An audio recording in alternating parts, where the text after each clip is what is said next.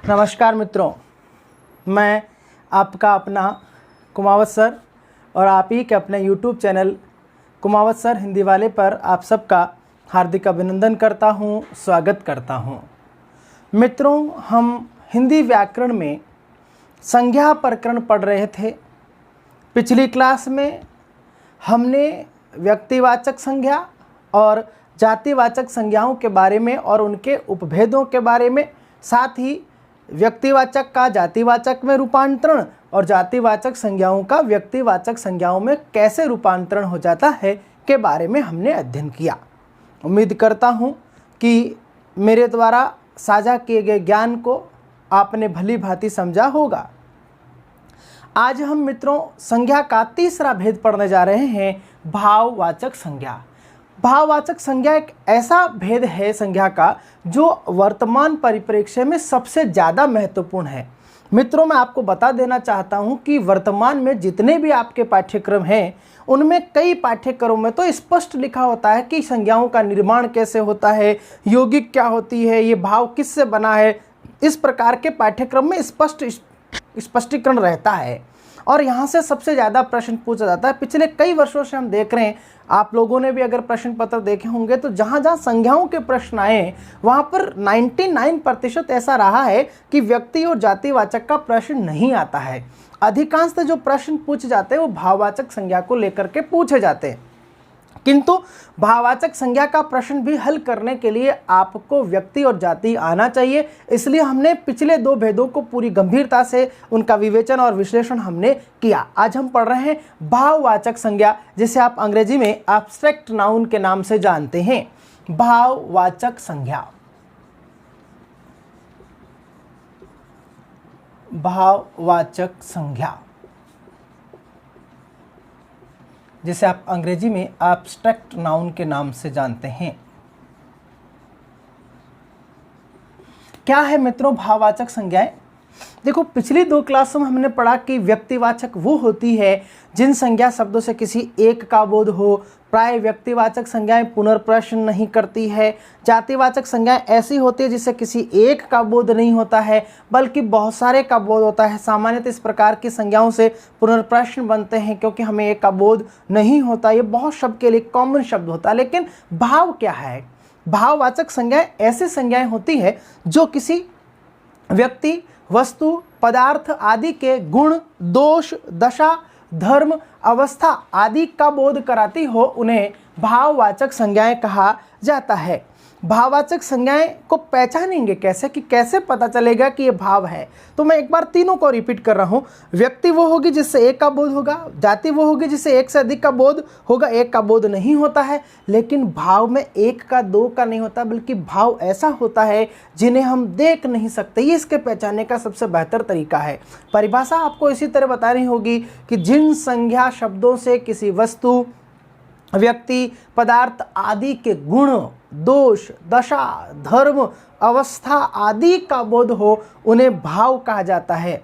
लेकिन हमारे लिए ये रटना नहीं है, हमारे लिए महत्वपूर्ण है कि हम कैसे तय करें कि ये भाववाचक संज्ञा है या नहीं है। तो मित्रों, भाववाचक संज्ञा को पहचानने का सबसे बेहतर तरीका यह है कि ऐसा संज्ञा शब्द जिसके वास्तविक स्वरूप को न तो हम देख सकते हैं, न हम उसे छू सकते हैं, स्पर्श न कर सकते हो, केवल अंतर्मन से महसूस कर सकते हो, इस प्रकार के संज्ञा शब्दों को भाववाचक संज्ञाएं कहा जाता है। भाववाचक संज्ञाएं सदैव एक वचन रूप में प्रयुक्त होती है। तो यहाँ हम लिख सकते हैं, जिन संज्ञा शब्दों से गुण, दोष, दशा, धर्म आदि का बोध हो,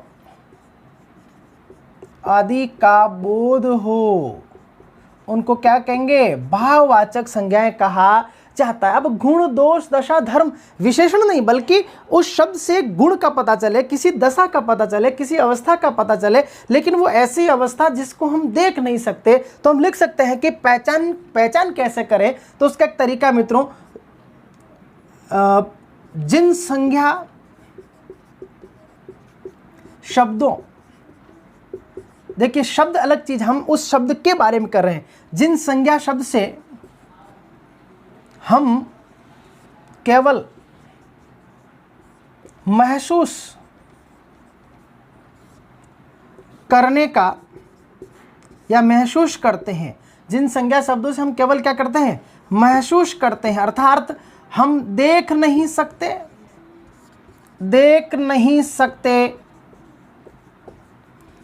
छू नहीं सकते, छू या स्पर्श नहीं कर सकते, केवल महसूस करते हैं। ऊपर लिखा हमने, वापस लिख रहा हूं, केवल महसूस करते हैं, उन्हें भाववाचक संज्ञाएं कहा जाता है। यानी कि ऐसा संज्ञा शब्द जिसके, जैसे मान लीजिए मैं कहूँ सुख, अब मुझे बताइए आप लोग, मैं 3 शब्द लिख रहा हूँ, एक सुख, एक हमने लिखा मोहन, एक हमने लिखा पुस्तक, हमने 3 शब्द यहाँ पर लिखे हैं। आप कह सकते हैं कि मोहन से किसी एक व्यक्ति विशेष का बोध होता है, यानी मोहन नाम का एक व्यक्ति है, इससे व्यक्ति विशेष का बोध हो रहा है, ये व्यक्तिवाचक है। पुस्तक, कौन सी पुस्तक, किसी एक का बोध नहीं हो रहा है, बल्कि पढ़ने की बहुत सारी जो पुस्तकें हैं उनका बोध हो रहा है, अर्थात ये जातिवाचक है, इससे एक का बोध हो रहा है इसलिए व्यक्तिवाचक कह रहे थे, इससे एक से अधिक का बोध हो रहा है, सबके लिए कॉमन है इसलिए जातिवाचक कह रहे थे। लेकिन मुझे बताओ मित्रों, किसी सुख शब्द से किसी एक का या एक से अधिक का बोध हो रहा है, अथवा आप सुख शब्द को देख सकते हैं कि कैसा होता है, हम इसको क्या करते हैं मित्रों, केवल महसूस करते हैं, कभी भी हम स्पष्ट नहीं कर सकते। हम यूँ कह सकते हैं कि जिन संज्ञा शब्दों के स्वरूप को हम स्पष्ट नहीं कर सकते, प्रदर्शित नहीं कर सकते, केवल अंतर्मन से महसूस करते हैं, जैसे सुख है, दुख, प्रेम, घृणा। अब मुझे बताओ प्रेम कैसा होता है, आप लोग करते हो ना, लेकिन प्रेम होता कैसा है, हम इसे महसूस करते हैं। हम लोग बोलते हैं अरे भाई प्रेम से बात कीजिएगा, हमें बच्चों से प्रेम करना चाहिए, हमें समाज से प्रेम करना चाहिए, हमें प्रकृति से प्रेम करना चाहिए, लेकिन प्रेम होता कैसा है, हम इसको क्या करते हैं, महसूस करते हैं। 2 व्यक्ति चर्चा कर रहे हैं, एक व्यक्ति का स्वभाव तीव्र बोलने का है, दूसरा व्यक्ति ऐसा है जिसका स्वभाव बहुत धीरे बोलने का है। अब जो व्यक्ति तीव्र बोलने वाला है, तेज बोलने वाला है, जब वो चर्चा करेगा तो वो स्वाभाविक रूप से अपने रूप में बात करेगा, लेकिन दूसरे को वो आक्रामक दिख रहा है, उस दौरान वो कह रहा है कि अरे भाई प्रेम से बात करो, यानी कि उसने महसूस किया कि जो तुम चर्चा कर रहे हो, जो आपका बात करने का जो तरीका है उसमें प्रेम नहीं है, उसको वो वहाँ प्रेम दिखाई नहीं दे रहा, जबकि दूसरे को प्रेम दिखाई दे रहा है। ऐसा इसलिए है कि वो दोनों उस चीज़ को अलग अलग रूपों में महसूस करते हैं। जैसे दुख कह रहे हैं आप, अब मुझे बताओ दुख कैसा होता है। अब कह रहे हैं कि एक व्यक्ति कहा यार बहुत दुख है, 2 व्यक्ति हैं समानांतर क्रम में चल रहे हैं, एक कह रहा है यार बहुत दुख है, एक कह रहा है काहे का दुख है, यानी कि एक ही प्रकार की अवस्था को 2 अलग अलग लोगों ने अलग अलग तरीके से महसूस किया। स्पष्ट है कि अगर वो वास्तव में उसका स्वरूप होता तो दोनों को एक जैसी दिखाई देनी चाहिए थी, लेकिन वो वहाँ कह रहे हैं कि एक कह रहा दुख है, एक कह रहा दुख नहीं है। यार स्पष्ट है कि दोनों उसको अलग अलग तरीके से महसूस करते हैं, और जिन्हें महसूस किया जाता है मित्रों उन्हें भाव कहा जाता है। भाववाचक संज्ञाएं 2 प्रकार की होती है, ये सबसे महत्वपूर्ण प्रश्न है। यहाँ तक हमने लिखा है, ये परिभाषा थी इसकी। दूसरा हम कह रहे हैं कि भाववाचक संज्ञाएं सदैव, भाववाचक संज्ञा एक वचन रूप में प्रयुक्त होती है, ये भी बहुत इंपॉर्टेंट है, एक वचन रूप में प्रयुक्त होती है। देखो मित्रों, पिछली क्लासों में हमने पढ़ा है संज्ञा की में कि व्यक्तिवाचक संज्ञा एक वचन होती है, जातिवाचक एक वचन और बहुवचन दोनों होती है। उसी तरह फिर हम कहेंगे कि भाववाचक क्या होते हैं, तो भाववाचक भी एक वचन ही होती है। इस बात से अब मित्रों आप इतना तो पता लगा सकते हो कि अगर कोई शब्द एक वचन है तो वो कुछ भी हो सकता है, क्योंकि व्यक्तिवाचक एक वचन होती है, जातिवाचक एक वचन बहुवचन दोनों होती है, इसका मतलब जातिवाचक एक वचन भी हो सकती है और भाववाचक भी एक वचन होती है। यानी कि अगर कोई शब्द बहुवचन है तो स्पष्ट है कि वो जातिवाचक ही है, वो न तो व्यक्तिवाचक है और न ही भाववाचक है, क्योंकि ये दोनों ही संज्ञाएं सदैव एक वचन रूप में ही प्रयुक्त होती है, जबकि जाति एक वचन और बहुवचन दोनों में होती है। जिस प्रकार से हमने व्यक्तिवाचक संज्ञा के दौरान पढ़ा कि व्यक्तिवाचक संज्ञा को अगर बहुवचन में प्रयोग कर लेते तो जाति बन जाती है, ठीक उसी तरह से हम आगे चल कर के पढ़ेंगे कि अगर कोई भाववाचक संज्ञा है और उसको आप बहुवचन बना दोगे तो फिर वो भी भाववाचक न होकर जातिवाचक बन जाती है। हम चर्चा आगे करेंगे। अगला जो प्रश्न आता है मित्रों, जो सबसे इम्पॉर्टेंट है, आज की दौर में परीक्षाओं में पूछा जाता है, भाववाचक संज्ञाएं दो प्रकार की होती है। एक तो होती है मित्रों रूढ़, जिसको आप मौलिक भाववाचक संज्ञा कहते हैं। मैं लिख रहा हूं, भाववाचक संज्ञाएं दो प्रकार की होती है। एक होती है रूढ़ या मौलिक भाववाचक संज्ञा और दूसरी होती है यौगिक भाववाचक संज्ञा। और यही हमारे लिए सबसे इंपॉर्टेंट चीज है, यौगिक भाववाचक संज्ञा। यौगिक भाववाचक क्या होता है, यौगिक क्या होता है, रूढ़ अभी हम चर्चा कर रहे हैं। यहां से सबसे ज्यादा प्रश्न बनता है। एक तो होती है रूढ़ या मौलिक, दूसरी होती है यौगिक भाववाचक संज्ञाएं। पहला हम कह रहे हैं कि रूढ़ क्या होती है, तो ऐसी भाववाचक संज्ञा जिसका निर्माण किसी अन्य शब्द से नहीं हुआ हो। यह हम देसी तरीके से इसको समझा सकते हैं कि ऐसा संज्ञा शब्द जो अपने आप में किसी अन्य शब्द के मेल से नहीं बना हो बल्कि रूढ़ हो, अर्थात ऐसा संज्ञा शब्द, ऐसा भाववाचक संज्ञा की हम बात कर रहे हैं, ऐसा भाववाचक संज्ञा शब्द जिसके हम स्वतंत्र विग्रह नहीं कर सकते, अर्थात अर्थपूर्ण विग्रह नहीं कर सकते, ऐसे संज्ञा शब्दों को, ऐसे भाववाचक संज्ञा शब्दों को रूढ़ अथवा मौलिक यानी मूल रूप में ही वो भाव था, आपने किसी अन्य शब्द से भाव नहीं बनाया है, जबकि वो वास्तविक दृष्टिकोण से मूल रूप में ही वो भाव था। तो रूढ़ या मौलिक भाववाचक संज्ञाएं, ये जो रूढ़ और मौलिक भाववाचक संज्ञाएं होती है हिंदी में बहुत ही कम होती है, बहुत ही कम रूढ़ अथवा मौलिक भाववाचक संज्ञाएं होती है।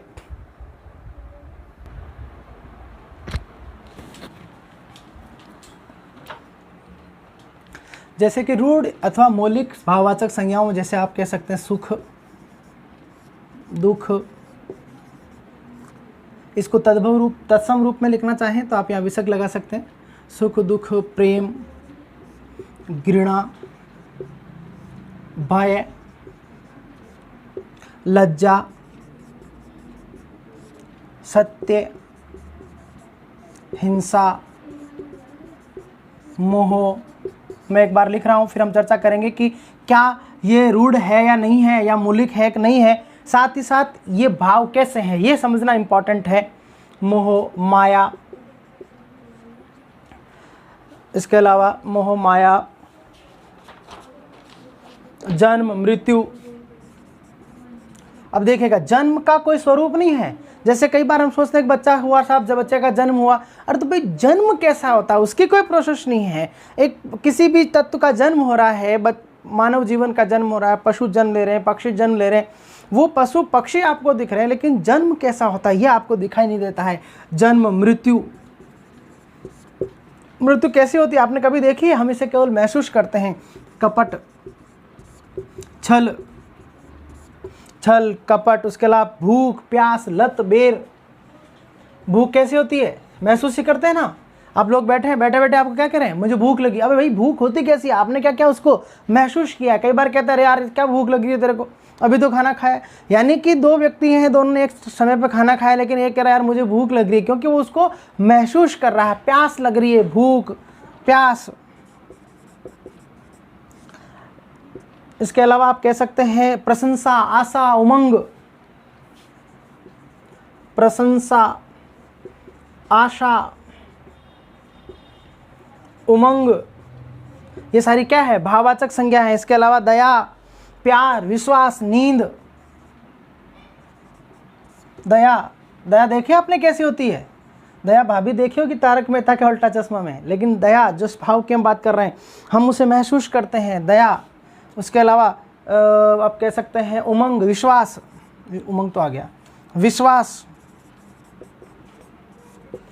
ये सारी क्या है मित्रों, भाववाचक संज्ञाएं हैं, क्योंकि इनका कोई स्वरूप नहीं होता है। जैसे राग, द्वेष, राग, द्वेष, शोक, जो हमको शोक लगता है, शोक, निंदा, ये सारी क्या है मित्रों, भाववाचक संज्ञाएं हैं। ऐसी संज्ञाएं जिनका अपना कोई स्वरूप नहीं हो, अर्थात जिन्हें हम देख नहीं सकते, जिन्हें हम स्पर्श नहीं कर सकते, छू नहीं सकते, वो भाव होता है। लेकिन भाव में भी ऐसी भाववाचक संज्ञाएं जिसका कोई किसी अन्य शब्दों के साथ मेल नहीं हो, योग नहीं हो, वो अपने आप में अकेले निर्मित हो, ऐसे भाववाचक संज्ञाओं को रूढ़ अथवा मौलिक भाववाचक संज्ञाएं कहा जाता है। दूसरा आता है मित्रों जो वेरी मोस्ट इंपॉर्टेंट है, बहुत ही महत्वपूर्ण है, यौगिक भाववाचक संज्ञाएं। अब ये महत्वपूर्ण क्या देखो मित्रों, इसलिए महत्वपूर्ण है कि हिंदी की जो भाववाचक संज्ञाएं हैं उसका अगर मान लीजिए 1000 सपोज देन कर रहे हैं कि 1000 भाववाचक शब्द हैं तो केवल 10-15% भाव ही रूढ़ होते हैं, यानी कि हिंदी की अधिकतम भाववाचक संज्ञाएं यौगिक होती है। अब प्रश्न है कि यौगिक क्या होती है? ऐसी भाववाचक संज्ञाएं जो किसी अन्य शब्दों जैसे कि किसी व्यक्तिवाचक संज्ञा, किसी जातिवाचक संज्ञा, किसी सर्वनाम शब्द, किसी विशेषण शब्द, किसी क्रिया शब्द अथवा किसी अव्यय शब्द के साथ प्रत्यय अथवा कभी कभी उपसर्ग प्रत्यय जोड़कर उन्हें भाववाचक संज्ञाओं में परिवर्तित कर दिया जाता है। योग करके एक नई संज्ञा बना ली जाती है, नई भाववाचक संज्ञा निर्मित कर ली जाती है। तो ऐसी भाववाचक संज्ञाओं को यौगिक भाववाचक संज्ञाएं कहा जाता है। और यही मित्रों सबसे ज़्यादा प्रश्न आता है क्योंकि परीक्षा के दौरान आपसे पूछा जाता है कि निम्नलिखित में से कौन सी एक भाववाचक संज्ञा रूढ़ है या यौगिक है। अब वो क्या करेगा, 4 भाववाचक संज्ञाएं देगा जिनमें से 3 यौगिक और 1 रूढ़ है। फिर आपसे पूछेगा कि कौन सी भाववाचक संज्ञा यौगिक नहीं है। अब आपको आना चाहिए कि पहले इस उत्तर को देने के लिए पहला ये आना चाहिए कि पहले ये पहचानना है कि भाव है या नहीं है। अब भाव में भी आपको ये पहचानना है कि ऐसा कौन सा शब्द है जो भाव होने के साथ साथ किसी अन्य शब्द से नहीं बना है, तो वो कहाँ जाएगा, रूढ़ में जाएगा अथवा मौलिक में जाएगा। मूल रूप से वो शब्द भाव ही था। फिर आपको देखना है कि क्या वो शब्द किसी अन्य के मेल से बना है तो वो यौगिक है। अब यौगिक में भी आपको ये पहचानना होगा कि वो योग हुआ किससे है, क्या व्यक्तिवाचक संज्ञा से हुआ है, क्या जातिवाचक संज्ञा से हुआ है, क्या सर्वनाम से हुआ है या फिर विशेषण से हुआ, ये आपको पहचानना होता है। यहीं से प्रश्न पूछा जाता है कि निम्नलिखित में से कौन सी भाववाचक संज्ञा जातिवाचक से निर्मित है। यानी कि सबसे पहले आपको देखना है कि वो भाव है या नहीं है, फिर भाव है तो वो यौगिक है या नहीं है, और अगर यौगिक है तो उसका निर्माण किससे हुआ है, ये आपको वहाँ पर देखना होगा कि अगर वो यौगिक है तो उसका योग हुआ कैसे है। तो मैं आपको लिख रहा हूँ यहाँ पर परिभाषा, आप लिख लेना, यहाँ पर स्पेस थोड़ी कम है, मैं आपको समझा रहा हूँ। ऐसी भाववाचक संज्ञाएं जो व्यक्तिवाचक, हालांकि व्यक्तिवाचक से कुछ गिने चुने ही भाव बनते हैं, अधिकांश थे जातिवाचक संज्ञा, यानी कि अब जो अभी इससे पहले हमने जो जातिवाचक संज्ञाएं पढ़ी है उन जातिवाचक संज्ञाओं में कई प्रकार के प्रत्यय जोड़ करके उन जातिवाचक संज्ञा शब्दों को भाव बनाते। जैसे मुझे बताओ मानव क्या है, एक जातिवाचक संज्ञा है। मैंने कहा मानवता, अब मुझे बताओ मानवता का कोई स्वरूप है क्या, आप इसे केवल महसूस करते हैं, ये मानवता भाव है। आपको परीक्षा में ये पूछा जाएगा कि जो मानवता भाववाचक संज्ञा है वो बताइए किससे बनी है। अब वहाँ आपको पता लगाना है कि मानवता का मूल शब्द यहाँ पर मानव है और मानव यहाँ पर क्या है, यानी मानवता में, हालांकि उसका मूल शब्द मनु है, लेकिन आपको मानवता कह रहे हैं तो मानवता शब्द मानव से बना, मानव को आपने क्या कहा, जातिवाचक संज्ञा कहा। मान लीजिए आपसे पूछ लिया कि सौंदर्य एक भाववाचक संज्ञा है, आपको पहले ही बता दिया कि सौंदर्य भाववाचक संज्ञा है, लेकिन वो आपसे ये पूछेगा कि सौंदर्य जो भाववाचक संज्ञा है बताइए किससे बनी है। ए व्यक्तिवाचक संज्ञा से बनी है क्या, जातिवाचक से बनी है क्या, सर्वनाम से बनी है क्या, विशेषण से बनी है। तो यहाँ हम पता लगाएंगे कि सौंदर्य शब्द का निर्माण सुंदर से हुआ है और सुंदर एक भाववाचक संज्ञा। इस तरह के प्रश्न मित्रों यहाँ से पूछे जाते हैं, एक ही प्रकार का प्रश्न पूछते हैं, लेकिन इसके लिए आपको सब कुछ आना चाहिए। व्यक्तिवाचक, जैसे आपसे पूछ लिया कि ऐश्वर्य क्या है, तो आप क्या कहेंगे, ऐश्वर्य भाव है, क्योंकि कोई ऐश्वर्य एक चीज़ तो है नहीं, कोई जाति है नहीं, बल्कि हम उसको महसूस करते हैं। अब वहाँ ये देखना है कि ये जो ऐश्वर्य भाव है ये किससे बना है, तो आप पता लगाएंगे कि ईश्वर में यह प्रत्यय जोड़ने से बना है। अब मान लीजिए अभी आपको प्रत्यय नहीं आ रहे तो हम प्रत्यय के दौरान और चर्चा करेंगे। अब वहाँ ये आपको पहचानना होगा कि भाई ईश्वर शब्द क्या है। ए व्यक्तिवाचक संज्ञा है, जातिवाचक है, एक सर्वनाम है, एक विशेषण है, तो आप कहेंगे कि भाई ऐश्वर्य जो भाववाचक संज्ञा है वो व्यक्तिवाचक संज्ञा से बनी हुई भाववाचक संज्ञा है। तो हम लिख देता हूँ आप लोगों के लिए, आप इसको, ताकि अगर लिखना भी चाहें। यहाँ मैं लिख रहा हूँ पूरा, यौगिक भाववाचक संज्ञा क्या है, तो लिखो यौगिक की परिभाषा मैं लिख देता हूँ। यौगिक भाववाचक संज्ञा, भाववाचक संज्ञा की चर्चा कर रहा हूँ, मैं शॉर्ट में लिख रहा हूँ यहाँ पर, लिखो, देखिएगा, ऐसी संज्ञाएं जो व्यक्तिवाचक संज्ञा, हालांकि व्यक्तिवाचक से कुछ गिने चुने शब्द ही भाव बनते हैं, जैसे राम से रामत्व, कृष्ण से कृष्णत्व, है ना, ईश्वर से ऐश्वर्य, इस प्रकार के, रावण से रावणत्व, इस प्रकार के कुछ भाववाचक संज्ञाएं बनती हैं। व्यक्तिवाचक, कौमा जातिवाचक, बहुत ज़्यादा प्रश्न आता है यहाँ से, व्यक्तिवाचक, जातिवाचक, ये संज्ञाएं हैं, व्यक्तिवाचक और जातिवाचक संज्ञा की बात कर रहा हूँ, कौमा लगा कह रहे हैं। सर्वनाम, यानी हिंदी के जो सर्वनाम शब्द हैं, पिछली बार पूछा गया था आपके, उसमें पटवार में भी आया था, एलडीसी में भी आया था, रीट में भी पूछा गया था, ममत्व क्या है, तो आप कहेंगे ममत्व भाव है, लेकिन वहाँ ये पूछा गया कि निम्नलिखित में से कौन सी भाववाचक संज्ञा सर्वनाम से बनी है।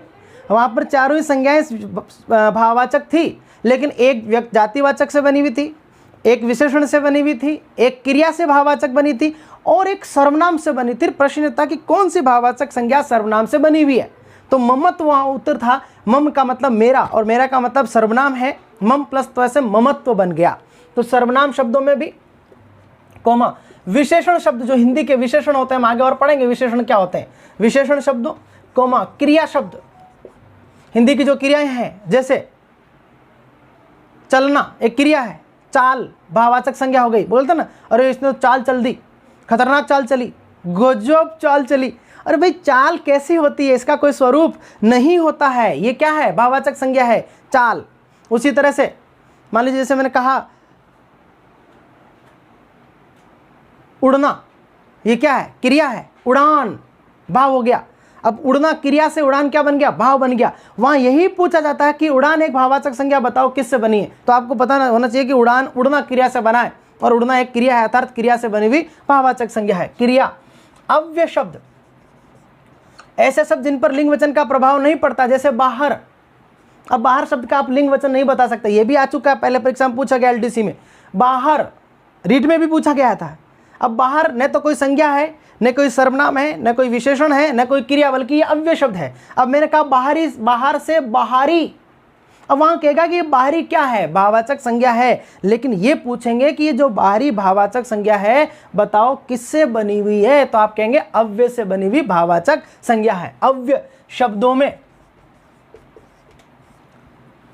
प्रत्यय, और यहाँ पर मैं कुछ प्रत्यय लिख रहा हूँ, इन प्रत्ययों से युक्त शब्द 99%, देखिए सदैव नहीं होता, कभी कभी ऐसा भी होता है कि इन प्रत्ययों से बनने वाले शब्द कई बार संज्ञाएं वापस संज्ञाएं बन जाती है, लेकिन इनसे जुड़े हुए अधिकांश शब्द भाववाचक संज्ञा होती है। मैं प्रत्यय लिख रहा हूं, आदि शब्दों में प्रत्यय कौन कौन से होते हैं, ता, इसको मैं इस तरह लिखा हूं, त्व, ता। देखिए कई शब्द ऐसे होते हैं जिसमें त्व भी जुड़ता है, ता भी जुड़ता है, और दोनों से ही भाव बनता है। अगर ऐसे आएगा तो त्व वाले को प्राथमिकता देनी, जैसे पशु एक जातिवाचक संज्ञा है, इससे दो भाववाचक संज्ञा बनती है, अगर त्व जोड़ोगे तो पशुत्व भाववाचक संज्ञा बनेगी, और ता जोड़ोगे तो पशुता भाववाचक बनेगी। अब मान लीजिए एग्जाम में दोनों आ गया कि पशु जातिवाचक संज्ञा से बनी हुई भाववाचक संज्ञा है ए, पशुत्व, ब पशुता, स अब दोनों, तो दोनों करोगे, लेकिन कभी कभी अब दोनों का निहार तीन अलग अलग कर दिया, पशुत्व, पशुता, पशुता या पशुतत्व कर दिया, शब्द को विकृत कर दिया, तो त्व वाले को प्राथमिकता देनी है। त्वता, पन, जैसे अपना से अपनापन, पराया से परायापन, बच्चा से बचपन। अब देखो बच्चा क्या है, ये भी जेलों में पूछा गया था, आरपीएससी ने किसी एग्जाम में पूछा था, बचपन भाववाचक संज्ञा है, बताओ किससे बनी है, या निम्नलिखित में से कौन सी भाववाचक संज्ञा जातिवाचक से बनी है। अब जैसे बचपन है, भाव है, क्योंकि बचपन को हम क्या करेंगे, महसूस करते हैं, इसका कोई स्वरूप नहीं है, लेकिन बचपन शब्द बना किससे, बच्चा से। बच्चा क्या है, व्यक्तिवाचक है, नहीं है, जातिवाचक संज्ञा। जैसे लड़का से लड़कपन, अब आपसे ये तो पता है कि लड़कपन भाव है, लेकिन वो ये पूछेगा कि ये बना किससे है। आप कहोगे साहब लड़का शब्द से बना है, वहां ये नहीं पूछेगा कि लड़का से बना है, लड़की से बना है, वहां तो ये पूछा जाएगा कि जो लड़का शब्द है ना वो क्या है, क्या संज्ञा है, एक सर्वनाम है, एक विशेषण है। इसीलिए तो एक ही भाववाचक संज्ञा का प्रश्न पूछ रहा है, लेकिन आपको आना सब कुछ चाहिए।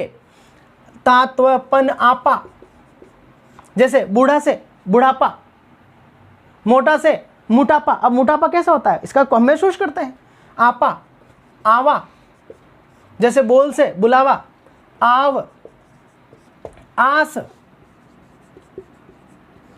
इमा, इया, या इसमें नहीं आएगा, इक, या नहीं आएगा, इमा आएगा। जैसे लाल से लालिमा, लाल से लालिमा, मीठा से मिठास, ये भाववाचक संज्ञा है। उसके अलावा आवट, आवट, जैसे बड़बड़ प्लस आहट, बड़बड़ाहट।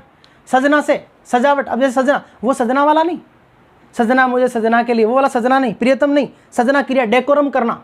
अब सजावट ये भाव है, क्योंकि हम इसको महसूस कर सकते हैं, इसका कोई स्वरूप नहीं होता है। आवट, आहट, यह इंपॉर्टेंट है, सबसे ज्यादा आता है। विशेषणों से बनने वाली भाववाचक संज्ञा, जैसे सुंदर से सौंदर्य, उदार से औदार्य, मधुर से माधुर्य। इयत, जैसे इंसान क्या है, जातिवाचक शब्द है, अरबी फारसी भाषा का शब्द है, विदेशी भाषा का शब्द है। इंसान से इंसानियत, आदमी से आदमियत। इयत, आय, अन, आय तो आगे शब्द, आय, अन। जैसे जल से जलना से जलन, मिलना से मिलन, घुटना से घुटन। अ, आई, बहुत इंपॉर्टेंट है, बहुत ज़्यादा आता है। साफ से सफाई, मीठा से मिठाई, भला से भलाई। देखिए मिठाई नहीं है, बहुत इंपॉर्टेंट है, ये प्रश्न आ चुका पहले भी।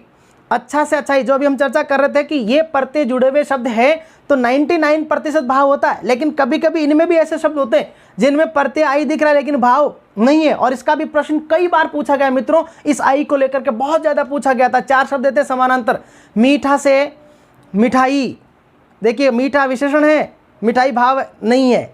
भला से भलाई भाव है, अच्छा से अच्छाई भाव है, बुरा से बुराई भाव है। और यही 4 शब्द देकर के पूछेंगे कि निम्नलिखित में से कौन सी भाववाचक संज्ञा नहीं है। देखिए सब में, चारों में एक ही तरह का प्रत्यय जोड़ दिया आई, और समान प्रकार के शब्द है, चारों ही विशेषण है। मीठा, भला, अच्छा, बुरा, चारों विशेषण है, प्रत्यय भी एक ही आई, लेकिन 3 में जो प्रत्यय जुड़ा उसमें जुड़ने के बाद भाववाचक बन गई, लेकिन मिठाई भाव नहीं है, ये अभी भी जातिवाचक संज्ञा बन गई वापस। तो आपको देखना है कि पहले पहचानना है कि वो भाव है या नहीं है। इसीलिए आपको समझाया कि भाव वो होता है जिसका कोई स्वरूप नहीं होता। भैया अच्छाई को देख सकते हो क्या? नहीं। भलाई को नहीं, बुराई को नहीं। महसूस ही करते हैं कि हमने अच्छाई की, उसने हमारी बुराई की, हमने उसकी बुराई की, लेकिन बुराई करनी नहीं चाहिए भैया, हमेशा अच्छाई करनी चाहिए। लेकिन मिठाई तो देख सकते हैं ना भाई, जीमते हो ना, तो मिठाई को हम देख सकते हैं, उसका स्वरूप होता है। इसके अलावा आपा हो गया, आव हो गया, अन हो गया, इयत आदि जोड़कर भाववाचक संज्ञाएं बनाई जाती है। भाववाचक संज्ञाएं बनाई जाती है। सबसे ज्यादा प्रश्न आता है मित्रों यहीं से। मैं फिर से समझाने की कोशिश कर रहा हूं कि यौगिक भाववाचक संज्ञाएं वो भाववाचक संज्ञाएं होती है जो हिंदी के अन्य शब्दों जैसे कि व्यक्तिवाचक संज्ञा, अभी हम सबके कुछ उदाहरण देंगे, आपको घबराने की आवश्यकता नहीं है, सबके मैं कुछ उदाहरण दूंगा। उसके बाद में कुछ मेरे पास नोट्स हैं, उसके मैं अंत में एक कॉपी आपको उसमें फोटोज वगैरह डाल दूंगा आपके वीडियो के साथ, ताकि आप उन सबको पढ़ लेना। मैं कुछ 5-5 7-7 सबके लिखूंगा। व्यक्तिवाचक संज्ञाओं में इनमें से कोई न कोई एक प्रत्यय जोड़ करके, जैसे मैं कुछ उदाहरण दे रहा हूं व्यक्तिवाचक के, हमने लिखा है व्यक्तिवाचक में, जातिवाचक में सबसे ज्यादा आता है। आपको पहचानना होगा, मैंने बार बार समझाया है, संज्ञा दी होगी, आपको यह पहचानना है कि ये किससे बनी हुई है। सर्वनाम शब्दों में, विशेषण शब्दों में, क्रिया शब्दों में और अव्यय शब्दों में प्रत्यय जोड़कर भाव बनाया जाता है। सामान्यतः ये प्रत्यय जहां जुड़े हुए होते हैं वो भाव होता है, लेकिन हमेशा हो ऐसा कोई जरूरी नहीं है। 99% अगर ये प्रत्यय है तो ऐसे शब्द भाववाचक संज्ञा ही होती है। आपको पहचानना आता कि वो भाव है लेकिन बना किससे है। जैसे मैं कुछ के उदाहरण दे रहा हूं, पहले व्यक्तिवाचक के उदाहरण दे रहा हूं, जैसे शिव, शिवत्व यानी शिव के जैसा भाव, कृष्ण, कृष्णत्व, राम, रामत्व, ईश्वर, ऐश्वर्य, ब्रह्मा, ब्रह्मत्व, रावण, रावणत्व। ये कुछ गिनी चुनी व्यक्तिवाचक संज्ञाएं जिनसे भाव बना दिया हमने। जातिवाचक संज्ञाएं बहुत है हिंदी में, और सबसे ज्यादा प्रश्न भाववाचक में जातिवाचक से भी पूछा जाता है, सर्वनामों से भी आता है, विशेषण, क्रिया और जातिवाचक से सबसे ज्यादा आता है। जातिवाचक जैसे मानव से मानवता, बच्चा से बचपन, लड़का से लड़कपन, आदमी से आदमियत, इंसान से इंसानियत, गुरु से गौरव सबसे ज्यादा आता है, शिशु से शैशव, पंडित से पांडित्य, दानव से दानवता, ये सारी क्या है, जाति से बनी हुई भाववाचक संज्ञा है। डाकू डकैती, चोर से चोरी, अब चोर क्या है, डाकू क्या है, जातिवाचक संज्ञा है। काम से बनने वाले सभी शब्द कल हमने पढ़ा, चोरी करने से चोर, अब चोर जातिवाचक संज्ञा, इसमें चोरी कह दिया, मुझे बताओ चोरी का कोई स्वरूप है क्या, ये भाववाचक संज्ञा है। उसी तरह से खेत से खेती, मेजबान से मेजबानी, मेहमान से मेहमानी, होस्ट और गेस्ट जो होता है। उसके अलावा जैसे नारी से नारित्व, युवक से यौवन, ठाकुर से ठकुराई, पंडित से पंडिताई, ये सारी क्या है, जातिवाचक संज्ञाओं से बनी हुई भाववाचक संज्ञाएं हैं। उसी तरह से सर्वनाम शब्दों से, जैसे मम से ममत्व और ममता, अपना से अपनापन और अपनत्व, ये अपना सर्वनाम है, अपनापन और अपनत्व क्या है, भाववाचक संज्ञाएं हैं। उसी तरह से स्व से स्वत्व, सर्व से सर्वस्व, निज से निजत्व, निजता, ये सारी क्या है, अहम, अहम का मतलब मैं, ये बहुत इंपॉर्टेंट आता है एग्जाम में कि अहंकार क्या है, भाव है, क्योंकि अहंकार का कोई स्वरूप नहीं होता है। अब अहम का मतलब है मैं, अहम से अहंकार, ये सारी क्या है, भाववाचक संज्ञा है, सर्वनाम से बनी हुई। उसी तरह विशेषण शब्दों में, जैसे सुंदर विशेषण है, सौंदर्य सुंदरता, अब सौंदर्य और सुंदरता दोनों आ गया तो प्राथमिकता सौंदर्य को देनी है। उसी तरह से मधुर से माधुर्य और मधुरता, सरल से सारल्य और सरलता, अमीर से अमीरी, देखिए अमीर एक है, विशेषण है, कहते ना अरे भाई अमीर लोग हो तुम तो, ओ अरे वाह कुमार तो अमीर है, आपके मुंह में गुड़सक करो जी हम अमीर है। अमीर से अमीरी, अब अमीरी कैसी होती है, इसका कोई स्वरूप नहीं है। गरीब से गरीबी, गरीब विशेषण है लेकिन गरीबी भाव है। आप बोलते ना भाई अरे आप तो अमीर हो हम तो गरीब है, अरे भाई तुम भी अमीर बनो, हम तो यही, ईश्वर की कृपा है। अहंकार है, अहंकार, अहम का भाव आ गया यार, माफ चला ना। चलिए अमीर से अमीरी, गरीब से गरीबी। उसी तरह से चतुर विशेषण है, चतुराई भाव है, चातुर्य भाव है, मधुर विशेषण है। कितने मधुर बोलते हो सर आप, हैं तो मधुर से माधुर्य, उचित से औचित्य, ये क्या है, उचित बात कहो भाई, उचित समय पे आपको काम करना चाहिए, ये विशेषण है। इन विशेषणों में आप परते जोड़ करके क्या बना रहे हो, भाव बना रहे हो। उसी तरह से बुरा से बुराई, गहरा से गहराई, अब देखिए गहरा का स्वरूप है, गहरा एक विशेषण है लेकिन गहराई को हम महसूस करते हैं। उसी तरह मस्त से मस्ती, बोले मस्ती सूझी आज तो बड़ी, कहते बड़ा मस्त मोला आदमी है, तो मस्त कह रहे तो विशेषण कह रहे हो आप उसका, लेकिन कह रहे हो आज तो क्या बात है बड़ी मस्ती सूझ रही है, तो वहां पर मस्ती क्या है, भाव है, क्योंकि आप उसको महसूस कर रहे हैं। उसी तरह से लाल से लालिमा, लालिमा जो भाव होता है। उसी तरह एक से एकता, कहते हैं बड़ी एकता की बात है ये सब, तो एकता को हम महसूस करते हैं, एक संगठन को हम महसूस करते हैं, तो ये सारी क्या है, विशेषण से बनी हुई भाववाचक संज्ञाएं। उसी तरह क्रिया शब्दों में हिंदी की जो क्रियाएं होती है उन क्रियाओं में प्रत्यय जोड़ करके भी उनको भाव में परिवर्तित कर दिया जाता है। जैसे मान लीजिए कमाना एक क्रिया है,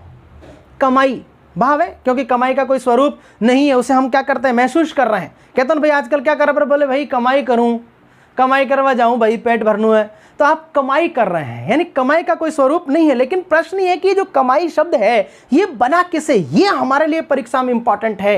मैं बार बार रिपीट कर रहा हूं, यौगिक के ही प्रश्न आते हैं 99%, और यौगिक में आपको पहले ये पहचानना है कि वो योग हुआ है तो किससे हुआ है, उस शब्द को चुनिएगा, उसको अलग कीजिएगा। जैसे कमाई कहा तो कमाई का आई प्रत्यय अलग करो, अब उसमें कमाना क्रिया बच रही है, तो ये पता लगेगा कि भाई कमाई भाववाचक संज्ञा कमाना क्रिया से बनी है। उसी तरह से मार, बोले भाई एक मार पड़ेगी, अब भाई मार कैसी होती है, हम उसको क्या करेंगे, महसूस ही करेंगे, मार तो दिखती नहीं है ना, मार रहे हैं पीट रहे हैं, अब पीट, बोला भाई पीटूंगा, अरे भाई पीटना क्रिया है, पिटाई पीट ये क्या है, भाव है, क्योंकि इसको आप क्या करते हैं, महसूस करते हैं। जैसे रुकना क्रिया है, रुकावट भाव हो गया, बोले रुकावट उत्पन्न हो गई, बाधा आ रही है। उसी तरह सजना क्रिया है, सजावट भाव है। उसी तरह जागना, जगाना क्रिया है लेकिन जाग भाव है। उसी तरह से चुभना क्रिया है, चुभन भाव है, क्योंकि हम उसको क्या कर रहे हैं, महसूस कर रहे हैं। बोलना क्रिया है, बुलावा बोल बोली, ये क्या है, भाववाचक संज्ञा है। उसी तरह से अव्यय शब्दों में हिंदी के जो अव्यय शब्द है, जैसे कि बाहर से बाहरी, भीतर से भीतरी, नजदीक से नजदीकी, नजदीक क्या है, अव्यय शब्द है, क्रिया विशेषण है, हम चर्चा करेंगे आगे। ये अव्यय शब्द, अगर ये वाली कहानी समझ में नहीं आ रही है तो हम अव्यय में और आगे चर्चा करेंगे। क्रिया विशेषण होता है, जैसे आप मेरे नजदीक आओ, आप मुझसे दूर रहो, तो रहो कहाँ, दूर, आओ कहाँ, नजदीक, ये पास नजदीक दूर, ये क्रिया विशेषण होते हैं। और क्रिया विशेषण हमने पढ़ा शब्द विचार के आरंभ में कि ये अव्यय शब्द होता है। इन अव्यय शब्दों में भी प्रत्यय जोड़ करके क्रियाएं बना दी जाती है, जैसे परस्पर से पारस्परिक, दूर से दूरी, ये अव्यय शब्द है। में प्रत्यय जोड़कर भी भाववाचक संज्ञाएं बनाई जाती है। अभी मैं इसका आपके साथ एक वीडियो डाल दूंगा इसका। अगला आता है कि भाववाचक संज्ञाएं कब व्यक्तिवाचक या जातिवाचक बनती है। तो भाव कभी व्यक्ति नहीं बनती है। जिस तरह से हमने पढ़ा कि व्यक्तिवाचक संज्ञाएं जातिवाचक बन जाती है और जातिवाचक व्यक्तिवाचक बन जाती है, उसी तरह से हिंदी की भाववाचक संज्ञाओं को भी भाववाचक संज्ञाएं जातिवाचक में बदल जाती है। कब बदल जाती है? बिल्कुल सिंपल तरीका है। अगला हम टॉपिक पढ़ रहे हैं कि भाववाचक से जातिवाचक में परिवर्तन। अगर हिंदी की किसी भी भाववाचक संज्ञा को, जो कि हमेशा एक वचन होती है, अगर आप उसको बहुवचन कर दोगे, क्या कर दोगे, यानी कि ये एक वचन होती है, अगर किसी भाववाचक संज्ञा जो कि एक वचन ही होती है को यदि आप बहुवचन बना दोगे, क्या बना दोगे, बहुवचन, तो वो संज्ञा जातिवाचक बन जाती है। जैसे अभी आपने कहा नज़दीक, ये एक अव्यय शब्द था, इसमें आपने ई प्रत्यय जोड़ा तो शब्द बना नज़दीकी, ये भाववाचक संज्ञा है। लेकिन अगर मैं कहूँ नज़दीकियाँ, अब ये शब्द जो है आपका भाववाचक संज्ञा नहीं है, अब ये जातिवाचक बन गया, क्योंकि हम एक से अधिक का बोध होने लग गया। उसी तरह जैसे मान लीजिए मैं कहूँ अच्छाई, अब ये अच्छाई क्या है, भाव है, क्योंकि विशेषण से बनी हुई भाववाचक संज्ञा है। अगर मैं कहूँ अच्छाइयाँ, तो ये क्या है, भाववाचक नहीं है, अब ये जातिवाचक बन गई। उसी तरह से दूरी, दूरियाँ, ये क्या है, जातिवाचक बन गई। मित्रों बहुत सरल है, सीधी सी कहानी है। अगर किसी भी भाववाचक संज्ञा का बहुवचन में रूपांतरण कर दोगे तो ऐसी भाववाचक संज्ञा जातिवाचक संज्ञा में परिवर्तित हो जाती है। जैसे कहते हो ना आप लोग कि कभी कभी नज़दीकियाँ भी दूरियाँ बन जाती है, और फिर पूछेगा उपयुक्त वाक्य में दूरियाँ और नज़दीकियाँ क्या है, तो आप कहोगे जातिवाचक संज्ञाएं हैं। ये मित्रों हमारा तीनों संज्ञाओं का प्रकरण समाप्त हुआ। अब एक प्रश्न यहाँ पर और आता है कि संज्ञा के विकारक तत्व कितने होते हैं। संज्ञा के विकारक तत्व, ये बात कौन समझाएगा? ये इसलिए पूछा जाता है कि हमने अभी संज्ञा पढ़ी है और संज्ञा विकारी है। संज्ञा क्या है? विकारी है। विकारी वो होता है जिन पर विकारक तत्वों का प्रभाव पड़ता है। विकारक तत्वों से वो क्या होता है, प्रभावित होता है, विकारक से प्रभावित होता है। अब प्रश्न है कि संज्ञा एक विकारी है, लेकिन संज्ञा कौन कौन से विकारी तत्वों से प्रभावित होता है, इसका प्रश्न पूछा जाता है। मित्रों सबका पूछेंगे, संज्ञा के विकारक तत्व कितने हैं, सर्वनाम के कितने हैं, विशेषण के कितने होते हैं, क्रिया के विकारक कितने होते हैं, क्योंकि संज्ञा, सर्वनाम, विशेषण चारों ही विकारी है। विकारी वो होता है जिस पर विकारक का प्रभाव पड़ता है। हमारे पास विकारक 8 हैं, लिंग, वचन, कारक, काल, वाच्य, वृत्ति, पक्ष और पुरुष।